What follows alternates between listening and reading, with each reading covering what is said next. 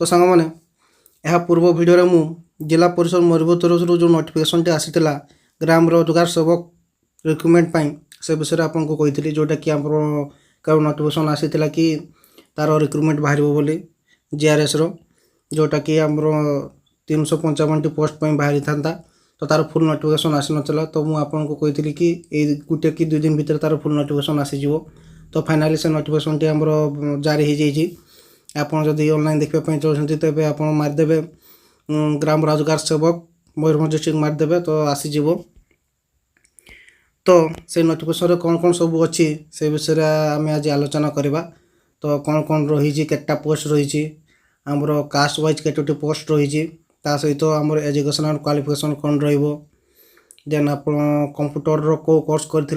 Eligible हो पारे then आमर जो स्पोर्ट्स पर्सन अच्छा से अप्लाई करें कि नहीं आम जो पीडब्ल्यूडी कैटेगरी अच्छा जो डिसेबिलिटी कैटेगरी अच्छा जो मैंने कतोटी पोस्ट बाहरी है देखिए आप केमती अप्लाई करेंगे सब डिटेल्स आज मुझे कहबी तो चलते भिडियो को स्टार्ट करवा तो देखो सांग मैंने यहाँ आमर नोटिफिकेशन आसाला जिला परिषद मयूरभंज तरफ जोटा कि आप देखिपे 18/9/2024 है तो देखो jar submission application form start हो जाए जोटा कि 20/9/2024 रु एवं क्लोजिंग डेट हम 21/2/2024 तो ऑलरेडी स्टार्ट हो जाए देन आम देखा यहाँ आमर कौ मोड्रे आप अप्लाई करेंगे माने केमती अप्लाई हम ऑनलाइन मोड्रे करेंगे कि आमर जो स्पीड पोस्ट अच्छी ता द्वारा करेंगे सेटा मुझे आपको पर कहबी तो ये देखूँ कही के 355 पोस्ट बाहरी क्या अंडर MGNREGS अंडर ठीक अच्छे जो स्कीम अच्छे से अंडर बाहरी या पूर्व कही जो आमर जो सालेरी विषय कही जोटा कि थिला आपन जो स्टार्टिंग दरमा आप 7,000 देन आप जदि गोटे वर्ष उपरे बा 6 वर्ष जाए जॉब को रोचे तेज आप पाइबे 8,500 टंका देन 6 वर्ष ऊपर को जब आप रही तेज पाइबे के 8,880 टंका तो यहाँ था सालेरी देन आम देखीदे कास्ट वाइज केते कौन सब बाहरी है तो देखो आमर एससी जो अच्छा एससी मेन मानकर अच्छी 38टा ओमेन मानकर 18टा एसटी मानकर 58टा ओमेन मानकर 29टा से भाया एससी बीसी देखुवे मेन मानकर 28टा ओमेन मानकर हूँ आमर 14टा आउ जनरल कैटेगरी रे आमर रही मेन मानकर 14टा है आउ ओमेन मानकर हूँ 56टा है तो एमती करके टोटाल अच्छी मेन मानकर 238टा और ओमेन मानकर अच्छी 117टा ठीक अच्छे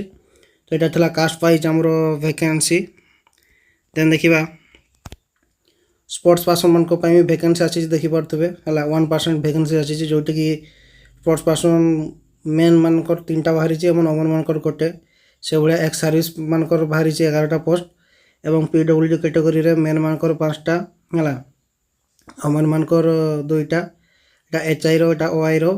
मेन मानकर 5टा और ओमेन मानकर 2टा देन आम एलिजिबिलिटी क्राइटेरिया जोटा कि मोर एजुकेशनल क्वालिफिकेशन कथा जदि कहबा एटा +2 मागी ठीक अच्छे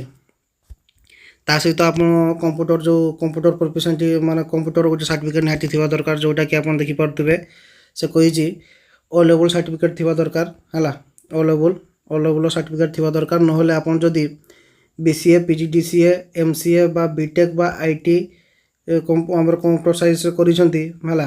तेबे भी आप अप्लाई करेंगे तो ये सब जदि आप कंप्यूटर कर अप्लाई करेंगे ठीक अच्छे देन आप देखिपे एज लिमिट है एज लिमिटा हूँ आमर मिनिमम 18 एज रु 40 वर्ष भितर मागी जोटा कि आमर 1/9/2024 सुधा 18 एज होता दरकार और बिलो 40 एज होता दरकार ठीक अच्छे देन यहाँ आप देखिपे एज रिलैक्सेशन जोटा रही आप देखिपे यहाँ 5 वर्ष रही जो मैंने ST SC SC BC women category belong करती एवं आमर जो रही PWD कैटेगरी मान 10 वर्ष एज रिलैक्सेशन रही है then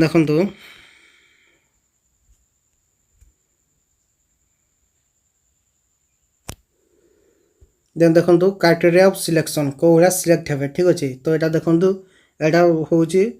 selection will be made strictly on the basic of mark of 10 केते मार्क रखी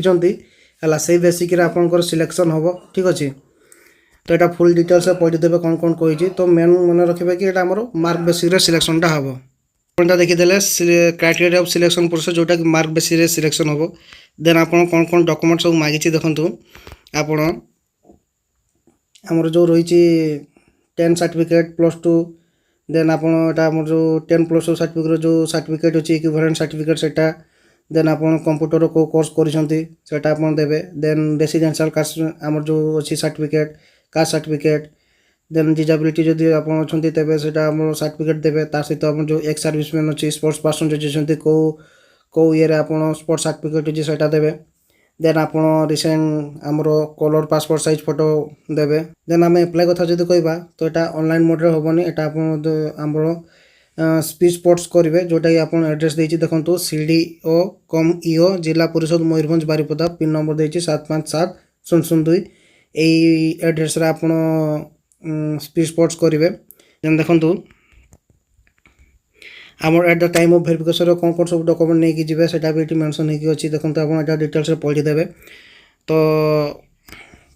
यार जो PDF टा अच्छी मुझे जो टेलीग्राम चैनल अच्छी से देदेवी जदि आप पर्यंत मो टेलीग्राम चैनल जॉइन ही ना तो डिस्क्रिप्शन बॉक्स में मुझे लिंक प्रोवाइड कर देती टेलीग्राम चैनल जाकि आप जॉइन होगी PDF टी पाइपर ना आप टेलीग्राम जाकि स्पोर्ट्स दरबार मारदेले मो चैनल आसीज तो जाकि जॉइन हो तो यहाँ थिला माने GRS रो रिक्रुटमेंट विषय में किसी इनफॉरमेशन जोटा कि आप शेयर कली आशा करें कि इनफॉरमेशन टी आपको बहुत हेल्पफुल हो पारे तो जदि आप इच्छुक अच्छा निहाती अप्लाई करेंगे देखो ये जो आमर देटा सेपारेटेड कॉपीटा यहाँ आप प्रिंट आउट बाहर कर देकी सब फिलअप करके पठेदेवे ता सहित आप जो डॉक्यूमेंट मागी educational qualification caste resident certificate सब देकी आप स्पीच स्पोर्ट्स करदेवे ठीक अच्छे सांग मैंने आज रोचे जय जगन्नाथ।